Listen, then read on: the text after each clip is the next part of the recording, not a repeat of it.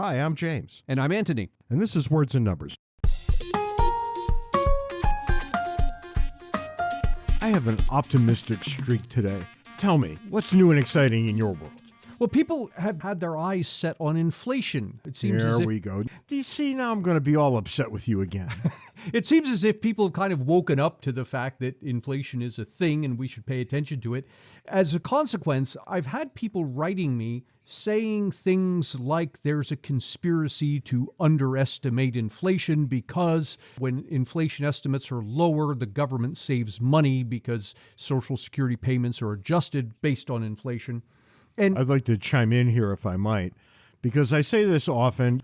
There is almost no such thing as a conspiracy of any kind that is the result of more than about three people. yes, in fact, the same people who say that the government's incompetent to do virtually anything, all of a sudden picture a hyper-competent government when it comes to conspiracies. Yeah, it's a little hard to square that circle. When I press them, I never get a rational answer. But it's even harder here because there are dozens, if not hundreds, of economists in the government who work on the inflation calculations. And furthermore, it's all entirely transparent. Any economist anywhere can look up and see what the calculations are they use, how the calculations change, the rationale. It's more like an open source project than it is any kind of a conspiracy. I've been saying this to people who are convinced that, one, the election was stolen, and two, that we've got these deep problems with electoral politics in every state. That's not really the case. I mean, think of it this way. People die, people move, and when that happens, the voting rolls are less reflective of the local community than they should be. But how do you find out that these things have happened? Every year at the local level, at the state level, people try, in a very open sort of way, to figure out how best to measure the vote. There's not some conspiracy to cut a bunch of people out. They're just saying, look, we don't know exactly how to do this.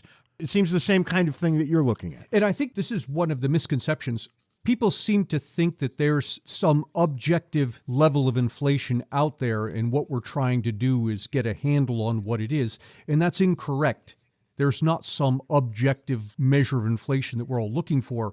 Rather, inflation is like happiness. You ask, what's the right measure of happiness? Well, who knows? It depends on how you define the thing. There is no objective level of happiness. So too here with inflation. There are all different ways that you can define it, and so you'll get all different kinds of measures, but one isn't any better than the other. They're just different definitions. And so we can look at numbers. For example, the price of gas from 1950 to the present is up by a factor of 12. Is that inflation? Well, I don't know. On the one hand, gas has become more expensive. On the other hand, there's been a massive increase in demand. So maybe looking at the price of gas isn't the right thing. Well, what about the price of cars? The price of cars since 1950 are up by almost a factor of 20. And you can say, well, maybe that's inflation. Well, maybe not. The fact is, a car today is a high-quality instrument compared to what cars were in the 1950s. You talk about things like the price of gold or the price of silver. There, the price of gold's up by a factor of 5. The price of silver is up by a factor of 3. And you can start to see now, if you look at all these different things, there is no one thing you can point to that is inflation. Rather, we can define it in all sorts of different ways. One's not necessarily better than the other. A thing that comes right along with this, and I've been seeing this lately, we've had, 3-4 months now of pretty significant inflation. People are referring to it as hyperinflation. Yeah, that's nonsense. They're doing this. It's absolute nonsense, but they're doing it all over the place. And it's typically this political nonsense. People will say, if Donald Trump were president, we wouldn't have hyperinflation right now. Well, that's right, because no matter who is president, we wouldn't have hyperinflation right now. Right. Now, there is no strict definition. But typically when economists say hyperinflation, they mean like millions of a percent. I think Venezuela topped out last year or the year before at something like 15 million% inflation. That's hyperinflation. And you know this because A, they weigh money instead of counting it. Right. But B, people in Venezuela are making things out of their currency and selling them on Etsy. Yeah, it's so too in the Weimar Republic when they had hyperinflation. I think they were in the quadrillion percents. People were using the currency as wallpaper. It was actually cheaper than buying wallpaper. And not to drag a point all the way to the gutter, but there have been times and there are times, Venezuela right now, where using currency is cheaper than using toilet paper. Right. Sooner or later, their currency will no longer be their currency. Yeah, and this is the thing. Currency is to an economy much like oil is to an engine. The currency isn't what pushes the economy forward, so too the oil doesn't push the engine forward. What it does is lubricate the parts. It lets them move more easily. You lose the oil in the engine, or to extend the analogy, if the currency becomes valueless, now all of a sudden your moving parts in the economy can't move nearly as well as they did before, and your economy starts to freeze up. I want to take us in a completely different direction here. You might remember, Ant, because we actually watched all of the wretched debates in the last election cycle. You might remember the time that Chris Wallace was the moderator of the debate and how all the right-wing lunatics came out and called him a left-wing shill. Do you remember this? Right. I remember watching it thinking, actually, no, he's not really a shill. He's more like an objective observer. Well, he's leaving Fox News. He is going to a new premium version of CNN called CNN Plus. Hard to imagine subscribing to that nonsense, but I wish Chris Wallace well. I think a moderate voice of reason for his entire time at Fox. He would actually ask difficult questions of politicians. It was a no-nonsense approach to the news.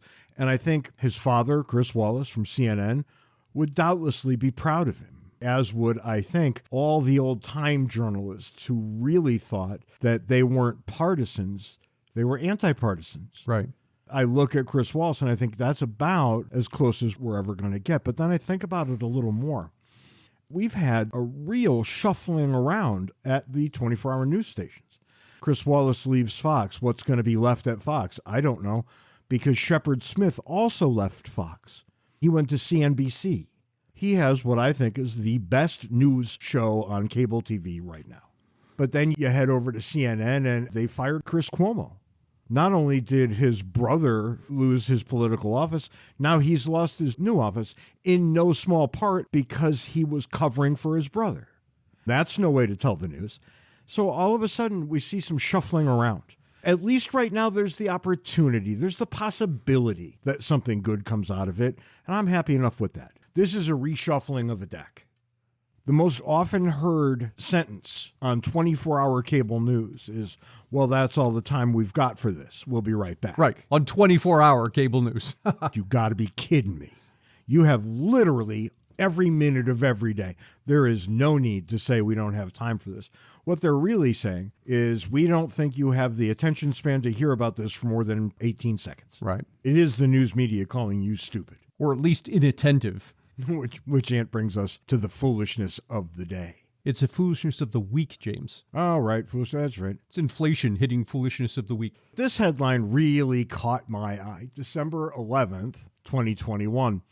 COVID-19. Man receives up to 10 vaccines in one day. 10? For why? This happened in New Zealand. Turns out he was going and taking the vaccine for his friends who did not want to. Okay, does he think he's benefiting from having these 10? Well, that's up for debate, but he thinks his friends can get their little ID card saying that they've been vaccinated. I guess we've learned that 10 vaccines don't kill a man. Yeah, I guess so. Well, at least so far. I would have wondered. And of course, all of the political muckety-mucks are losing their minds.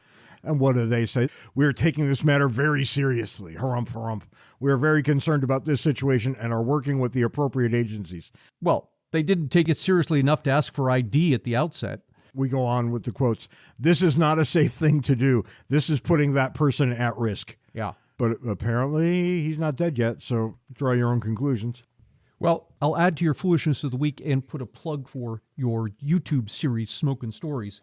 I presume in the next few episodes you'll be talking about your narrow escape from the tornadoes in Missouri. I will. And how Cape Air Airlines has done you wrong. Those guys. Absolutely Cape Air. I am so tired. I'm so angry with them. I have posted things online and tagged them in it, and they don't even respond. I'm thinking about having an entire episode of Words and Numbers with just me ranting. We'll start the foolishness of the week. A half hour later, it will be done. You will have said nothing, and Cape Air will be the only topic. You see how easy it is to get James on a rant. This is great. Boy, I'm getting agitated right now.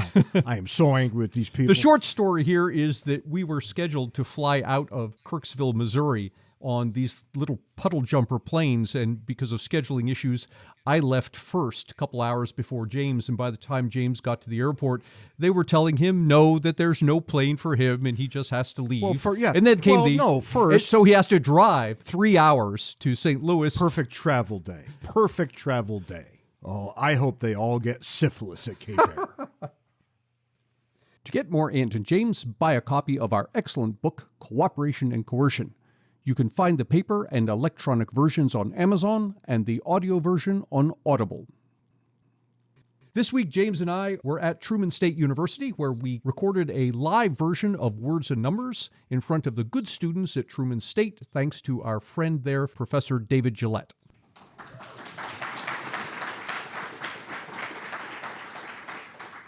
We're going to talk today about trade-offs. The question here is, what is it that makes the COVID lockdowns, climate change, taxing billionaires, free college and free healthcare all similar? We claim what makes them similar is that in each case, both the politicians and the voters who discuss these things fail to take into account trade-offs. With respect to these topics and other ones like them, the politicians love it that we don't take into account trade-offs. And they love it because when we don't take into account trade-offs, two problems emerge. One, on the economic side, is when you don't consider trade-offs. For example, we talk about the COVID lockdowns. And of course, everybody understands that the lockdown is going to save lives because it slows the spread of the disease and all of this. But it comes at a trade-off. And the trade-off is higher rates of domestic violence, more unemployment, which means more poverty, more drug abuse, more suicides. When you're thinking about this policy, should we have lockdowns or should we not? You don't take into account the trade-offs. Government appears to be magic, that government can just come along and fix this. It's going to save us from COVID because of lockdown. Or if you don't take into account trade-offs when it comes to things like free college, again, government appears to be this magical thing that's just going to dispense free college to people. We're not considering that college comes at a cost, and the trade-off is going to be higher taxes. It's going to be less government services in other areas. It's going to be inflation as we print money to pay for this thing. And so on the one hand, politicians love that we don't think about trade-offs because it makes them appear magical. And of course, that makes it much easier to campaign. It's great for me to campaign as a politician when all I have to do is talk about the upsides of the things I'm going to promise you. The other thing that comes about when we don't think about trade-offs is that you and I, the voters, start to treat each other as the enemy. When I say something like, look, we need to think twice about COVID lockdowns, the response is, well, you're just evil. You want people to die of COVID. When that's not the case at all. I'm simply saying that there are trade-offs and we have to think about them. Or when we talk about health care, and James says we should have free health care. I don't say that. He never says that. If he were to say we should have free health care, and I say, well, no, we shouldn't because there are trade-offs here we have to think about, and he can say, yeah, but really you just want children to die. So notice what happens. If we ignore the trade-offs, all of a sudden you and I, well-meaning people, with different opinions on the matter, no longer can have a civil conversation. Instead, it becomes, you're evil because you want people to die of COVID, and I'm evil because I want people to die of something else. And the politicians also love that. Because so long as we look at each other as the enemy, we don't look at them as the enemy. And they can continue to promise us all sorts of wonderful things if only we vote for them. It's this moon and the stars kind of thinking. It seems to me that there's this massive disconnect.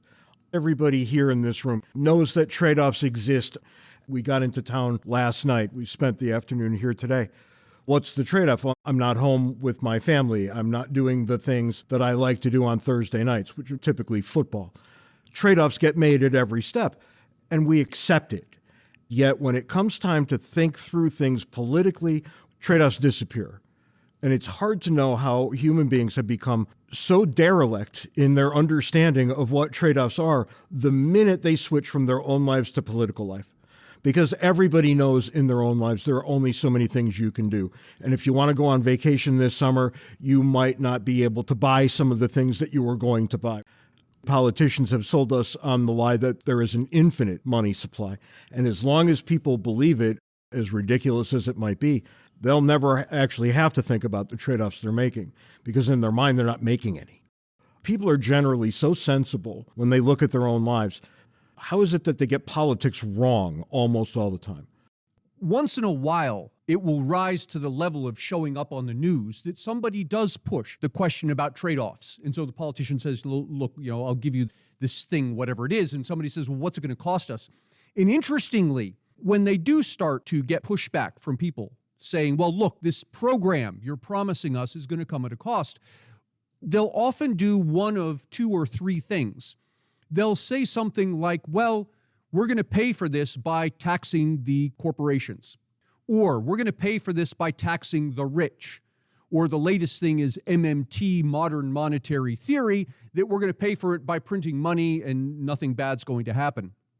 People will say, well, the politicians are just stupid. I don't subscribe to that. They're like people. Some of them are abysmally stupid. Some of them are quite intelligent. But I think by and large, the problem isn't one of politicians' stupidity. Rather, it's one of voter gullibility. That is, that a politician can say, look, elect me and I'm going to give you free college or free healthcare or whatever it is. And somebody pushes back and says, well, this is going to cost something. The politician says, well, we're going to impose a tax on corporations. Well, hang on a second, because corporations don't make that much money. Now, you see corporations with lots of money, but that's because you're only seeing one half of the corporation. You're seeing the part that collects the money. So you can see the money we all pay for airfare or for food or for rental or whatever it is. That's easy to see. What you tend not to see are the costs on the other side. And so there have been surveys asking Americans, what do you think the average profit margin is for a company in the United States? And people answer different things, but what's amazing is that the average answer comes back 35%. That the typical profit margin of an American company is 35%. That's crazy. It is way off. Does anybody know what the actual number is? The average profit margin for an American company? It's 6%. Walmart, the corporation that people point to and say, look at all the billions of dollars Walmart has, which is correct. It does have billions of dollars on the revenue side, but it also has billions of dollars on the cost side. Walmart's profit margin, 2%. For every dollar you lay down on the counter at Walmart, 2 cents shows up as profit. The other 98 cents shows up as costs. It was designed to be so too, right? They envisioned, when they started off, a high volume business, and they'd rather make a little bit on a lot of transactions over a lot on very few transactions. It's not exactly clear how it came to be that Walmart has been so vilified. This is not the evil, rich mega corporation. This is a medium-end grocery store. And again, politicians get off the hook here because they can convince you that Walmart has all of these profits and I can give you all this free stuff if only I tax them. Well, it turns out they don't have that much money. Politicians will do a similar thing with the rich. Clearly, there is no question there are rich people that we could tax and they wouldn't even feel it, and we could end up with billions of dollars. What the politicians won't tell you is that the magnitude of government spending is so gargantuan that even if we did that, we couldn't pay for the things that politicians want to pay for. To put it in perspective, if we were to confiscate all of the wealth of all of the billionaires in the U.S., so forget about things like Elizabeth Warren's 2% tax on the billionaires. Let's take everything they've got. We'd be able to fund federal spending for less than 8 months. It certainly wouldn't pay for free college for everybody. And you hear people all the time when you start saying things like this. Okay, well, what we really need to do is pay less for the military. For some reason, that's always the first thing. But if you shut down the military, not spent less on it, but got rid of it. If you got rid of the Pentagon, if you got rid of Defense Department spending, get rid of every penny of it, you won't balance the budget. You won't even be close. It doesn't even cover the deficit, let alone the rest of the government spending. So what we want to talk about today is the idea of taking trade-off seriously, of being able to sit back and take a deep breath and talk about something controversial, like climate change, for example. And we're all concerned, rightly so, about it. And to say things like, okay, we need to shut down companies in the US that are emitting pollutants, or we need to switch from fossil fuels to something else. And I don't negate any of that. These are reasonable things that someone would consider. But each of them comes with a trade-off. And if we want to make the best decisions for society, we need to consider what are these trade-offs, because they do exist. And we could start thinking about what an honest system might look like, because what we would need to do is figure out what our priorities are, put them in a list, and then we would need to see how much money we could collect reasonably from taxation. And once you figured out the tax situation, then you could rank order the things you want, and the cutoff point would be predetermined by the amount of money coming in. It's actually that simple to come up with a very workable politics. And that's how you know it's never, ever going to happen. One of the reasons you can't do that is because each of us has different interests. We have different desires. Some of us might want free college. Other ones of us want free healthcare. Still other ones want cleaner environment. Somebody else wants something else. And so to rank order the things that we want, all of a sudden there's going to be a bunch of us who don't get what we want simply because there's not enough money. And therein lies the opportunity for the politician to step up again and say, look, you all over here didn't get the things you want. Elect me and I'll see to it that you do. And we're back to not thinking about trade-offs. And to keep it clear, 25 cents of every dollar that the federal government spends is on credit. That's where the deficit comes from. That's what propels the debt to about $30 trillion at this point. Let's go for a moment to climate change, which is a fascinating story of trade-offs. And the story does not start recently. It actually starts, in my estimation, back in the 1970s, when there was a debate in this country about fossil fuel versus nuclear energy. The environmentalists, not only the environmentalists, but they certainly led the charge against nuclear energy for all sorts of very reasonable reasons. Nuclear energy at the time was not nearly as safe as it is now. There are all sorts of environmental ramifications. And so many Americans pushed for regulations to make it very hard to build and to operate nuclear reactors in this country. And again, all for very good reasons. I don't negate the reasons at all. But as an economist, I point to a trade-off. And the trade-off that I don't think we took seriously enough was, if we don't build these nuclear reactors, we're necessarily going to start using more and more fossil fuel. That was the trade-off. And now bring us to the 2000s, where we're using so much fossil fuel and more every year because we got more electronic stuff. And we've got a climate change problem that we wouldn't have had we not made it so difficult to build and operate nuclear reactors. Now, had we made it easier, we would have different problems on the other side, because there's a trade-off in that direction also. But much of the problems we have now are due to not taking those trade-offs seriously in the past. And now we're faced with other trade-offs. We want to switch to renewable fuels. So you talk about the windmills and the water and all of this and the solar. Those things come at serious trade-offs also. One of them is deforestation. Because if you want to take solar seriously in a place like Missouri, first off, you can't generate the solar out in Arizona. It's going to cost you too much in terms of energy loss to bring it here. You're going to have to generate it somewhere nearby in Missouri. Well, what do you have to do? You got to cut down a bunch of trees to lay the solar cells. And then the power has to be transmitted over lines, which means cutting down more trees for the lines. And you've got a water problem as well, which is the solar cells require a tremendous amount of water to be kept clean so that they can generate the power. And there's a significant trade-off there. Now, am I saying that solar is a bad idea? No, I'm simply saying there's a trade-off. And if you want to build a healthier society, a cleaner environment, you got to take these things seriously. Don't make the same mistake we made in the 1970s by only looking at one side of the equation. I'm going to continue on with solar for just a minute, because I live in Tucson, Arizona, in the desert. We get 350 sunny days a year. If solar's going to work anywhere, it's going to be there. And I don't have solar on my house. And as I drive through my neighborhood, maybe one of every 5 or 6 does. So what do you know before you even start looking into things? You know it's not cost effective. If it were cost effective, everybody would have done it years ago. The math right now is that you're going to have to own your house with solar between 10 and 12 years to break even. Most people don't live in houses for that long. I might be dead in 10 to 12 years, right? I just have no idea. Is it worth dropping that kind of money into a system that I could have spent on other cool things instead, like going to baseball and football games down in Phoenix? And where I sit, no, it's not worth it. But there's an ugly side to this. One of the many problems that California now has is that there's a housing shortage. And what did they do there? Last year, they determined by legislative fiat that every new home is going to have solar panels. You've just increased the cost of homes by well over $10,000 in a market in which nobody can afford homes. You'll have a bigger housing crunch next year than you did this year because the legislature just guaranteed it. Why? Because they have no understanding of trade-offs. And you might argue in the face of that, as many reasonable people have. If that's the case, let's start devoting public money to research and development. Let's come up with better solar that doesn't have these problems that we've been discussing. And that's also quite reasonable.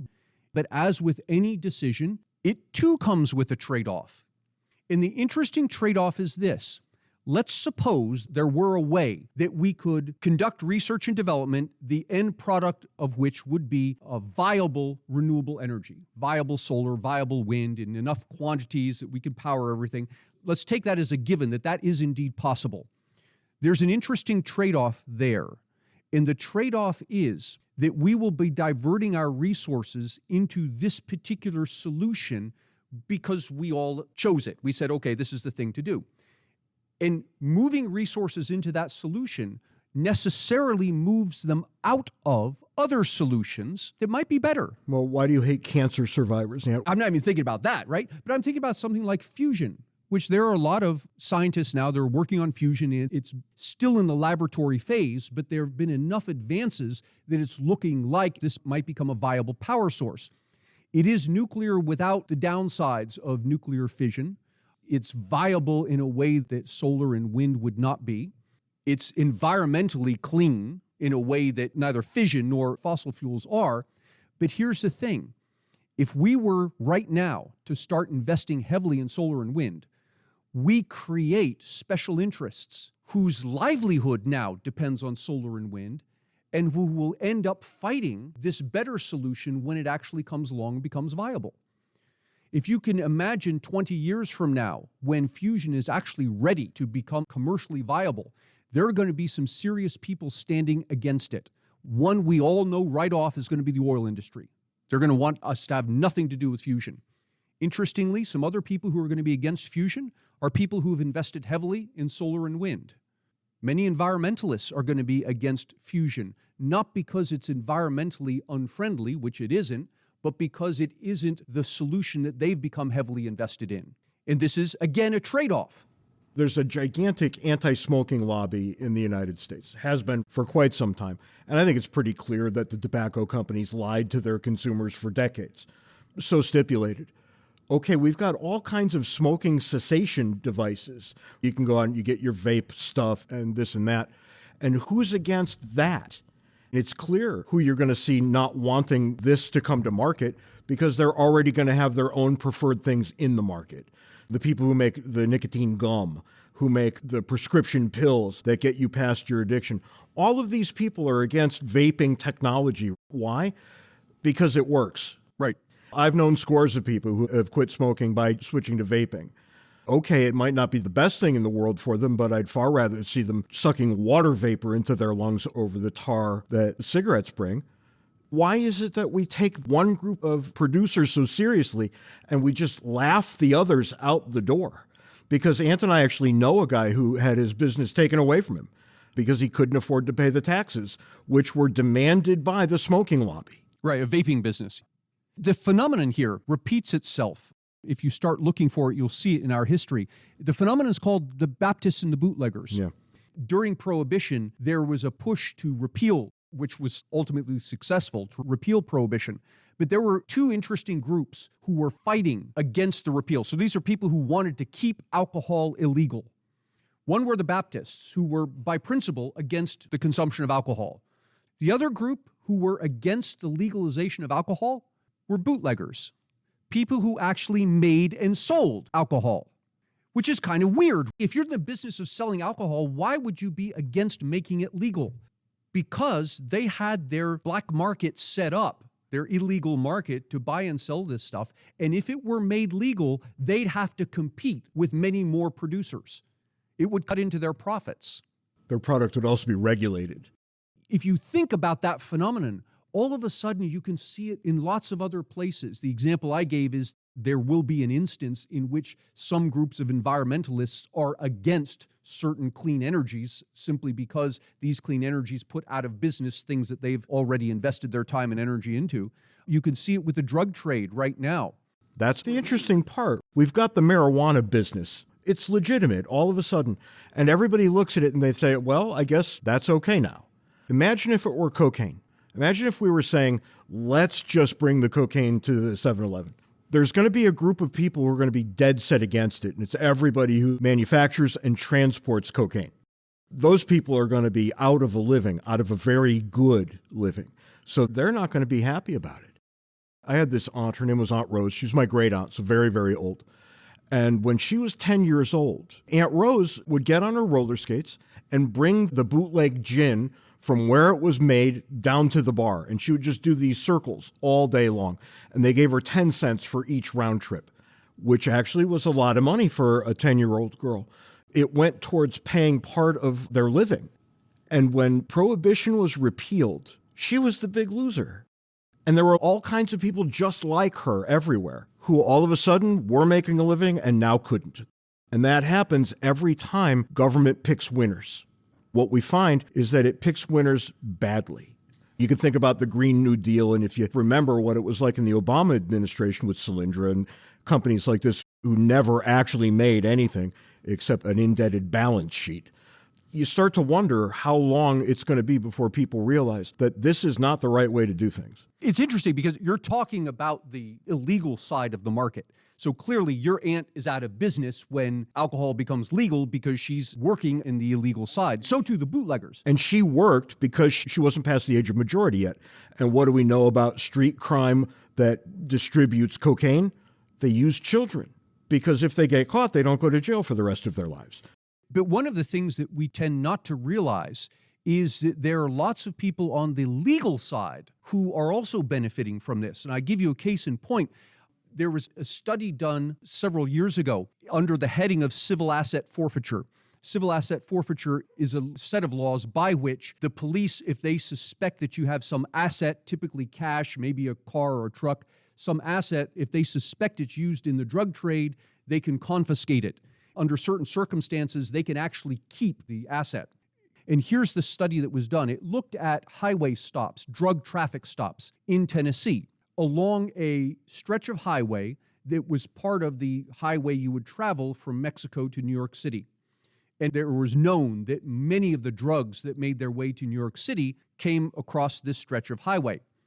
What happened was the police would routinely set up roadblocks and search the cars for evidence of this drug trade. And if they found the evidence, they could confiscate the assets and keep these assets for themselves. This actually benefited the bottom line of the local police departments. So here's the fascinating part. They didn't stop the cars on the northbound side. They stopped them on the southbound side. That is, they didn't stop the cars that were carrying drugs into New York City. They stopped the cars that were carrying the cash from the drug sale back to Mexico. Why? Because they get to keep the cash. Get to keep the drugs too, but that doesn't do them any good. And so notice something interesting. All of a sudden, you have a group of people not only on the lawful side, but actually the law enforcers, the police, benefiting from the fact that we've made this thing illegal. This is a trade-off of making drugs illegal, that all of a sudden you create profit opportunities, not only for people in the illegal side of the market, but people on the legal side of the market, all the way up to the police. Economists have a mantra: incentives matter. What are the incentives? Well, here for the police, they're completely perverse. They're saying, we don't care if the drugs find their way to our biggest city, but let's take a look at that money on the way back. And then when you start finding the people who get their money confiscated by the police, and we've got story after story about these sorts of things, people who are carrying a lot of cash to go open a business somewhere and they have to get it to the bank.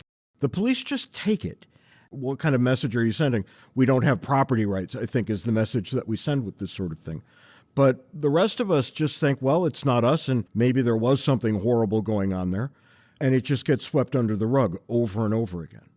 One of the places where we don't take trade-offs seriously, and it probably causes the most damage, is when we consider organizing ourselves according to, how should I say, principles of socialism. And when I talk about socialism here, I don't mean it the way we tend to use the term in the United States. We incorrectly say things like this idea of free college or free healthcare is socialist. It's not socialist. Clearly, it's not free market, but it's not socialist. Socialism is the state owning the means of production. So think about state ownership of resources, state ownership of heavy industry. That's socialism. And you can look at instances across history when this has happened. When politicians push for socialism, that is the outright state ownership of the means of production, they do this same thing that we've been talking about here. They don't talk about the trade-off. They only talk about the upside. So, for example, let's talk about Venezuela. And there's lots of pieces at play in Venezuela, but I'm just going to outline some large ones. The oil companies in Venezuela were making tremendous profits. And the politicians said, look, these are largely American-owned oil companies making profit off of Venezuelan oil. And where's that profit going? Well, it's going back to the American companies. And this is wrong. This is Venezuela's oil. Those profits should belong to Venezuela. And so what we should do is nationalize the oil companies. That is, you take them over. They were private corporations. They had stockholders, the whole thing. And you say, all right, stockholders, you're gone. These assets now belong to the Venezuelan government.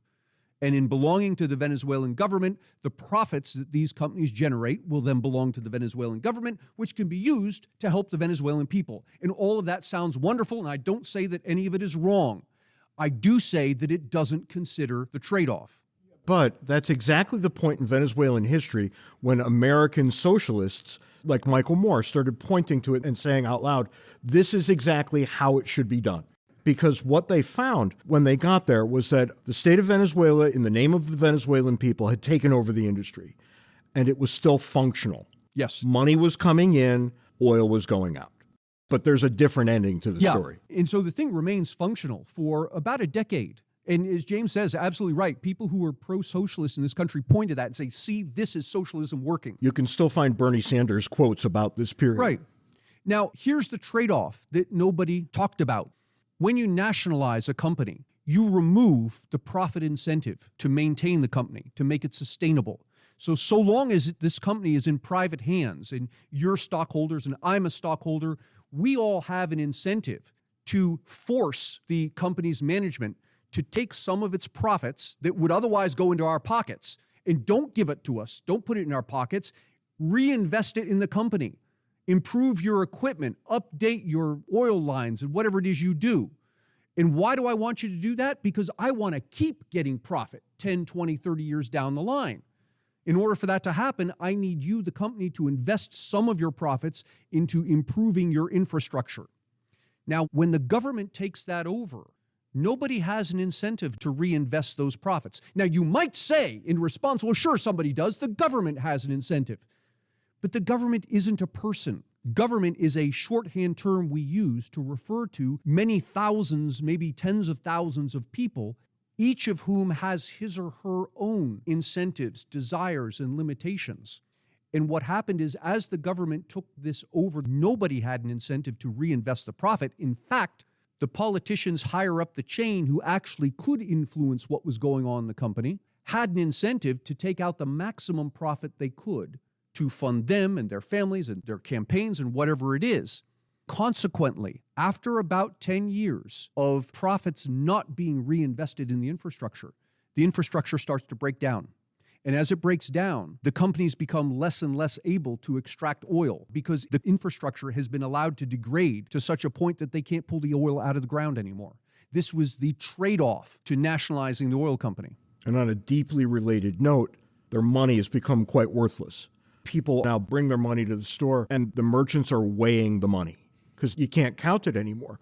And it's one of those circumstances where you can look at it, identify the problem, point out the decision in history that led to this, and what answer do you get? Well, we have to do more of what got us here. But you can think about China and North Korea and talk about the period in which they had a real shortage of food. Why? Because it's not in anybody's immediate self-interest to grow the food with any kind of gusto if you don't get to keep it.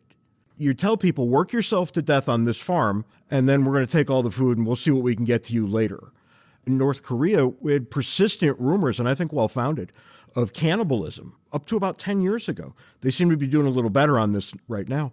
But one of the best stories I ever heard was about this farm in China. The people got together and they said, all right, what if we actually set aside a little bit for us? They had a compact. If anyone spoke, they'd all be killed. But because they were all in on the deal, nobody said a word. And all of a sudden, their farm outproduced every other farm in the country. Why? Because they reserved a little portion of it for themselves.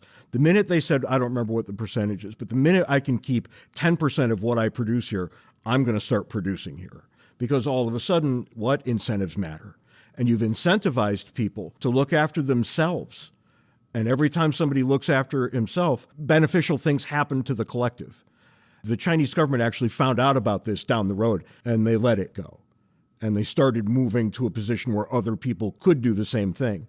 One of the things that we get a lot of flack for is preaching virtues of the free market. People give us flack largely because they don't consider trade-offs seriously. Neither one of us will sit here and tell you that markets are perfect solutions for anything. They're highly imperfect solutions because they're human beings, and human beings are highly imperfect. But markets represent a trade-off to government, and government is also highly imperfect. There are some places in which government is absolutely the right tool for the job, but not everywhere. There's a lot of instances in which markets, for all their imperfections, have fewer imperfections than alternatives. And so as we think about trade-offs, it's not a story of this solution is better than that solution. Rather, it's a story of any choice you make is going to come at a cost. And to think openly and honestly and clearly about what that cost is before you jump in and make the decision. We do it that way individually all the time for our own decisions. All that we're saying is it's something we should do collectively as well for our public decisions. Right. And what's a word that we didn't use here today? Capitalism. Anthony and I really don't care for that word at all. We care about free markets. There's a difference. And when you think about trade-offs, you got to think about the decision costs. When markets fail, when a lousy decision gets made and it upsets the market, the next day a better decision is being made because there's every motivation for people to get it right. When a bad decision is made by government, we live with it for decades. How many federal programs can you name that shut down? All we ever hear is, well, this didn't work. Let's double down on it. Let's put even more of our resources into it. So there's the functional difference between a market and a government. And if you can keep government relatively small and trained on those few things that it's absolutely the only answer for, and let markets handle the rest of it, you'll probably live in peace and prosperity for the rest of your lives. To the extent that you drift from one answer to the other, you might not. Yeah, it is not because markets are somehow magical and government is evil. It's not that at all. It's because in a market environment, we tend to be able to take into account trade-offs. You pay dearly for making the wrong trade-off. I mean, all of you are sitting here. You've given up what is today? Is today Friday? I don't know. You've given up whatever today is to sit here and listen to us as opposed to what? Hang out with your friends, going to the bars, whatever it is. It is kind of early. I mean, you made a choice. What kind of alcoholics must you be if you're going to the bar at 5 p.m.? Come on. You made a choice involving trade-offs. And whether you made the right choice, I can't say, but you'll know because come tomorrow, you'll either regret your choice and you'll say, I'm not doing that again, or you'll say, that was a really good choice. I'm going to make that choice again if I have the opportunity. We can do that in markets. We can adapt based on our perception of trade-offs and what happens to us when we make one decision versus another. But we tend not to be able to do that when government is involved, largely because when the government's involved, the person who makes the decision is not the person who has to live with the consequences. And so we end up not taking into account trade-offs correctly. And that's all the time we've got this week on Words and Numbers. Be sure to join us next week. Until then, follow us on Twitter. Handles are, as always, in the show notes.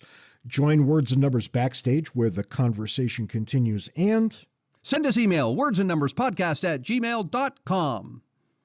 Idiot. Wordsandnumberspodcast@gmail.com. Act before midnight tonight. That's wordsandnumberspodcast@gmail.com. You could see him reaching for the lead paint chips as a baby in his crib, gobbling them right down, thinking to himself, ooh, these are tasty. What could possibly go wrong? But there it is. Anyhow, we'll see you next week. And until then, please be nice to each other. And I'll catch you later. See you next week, James.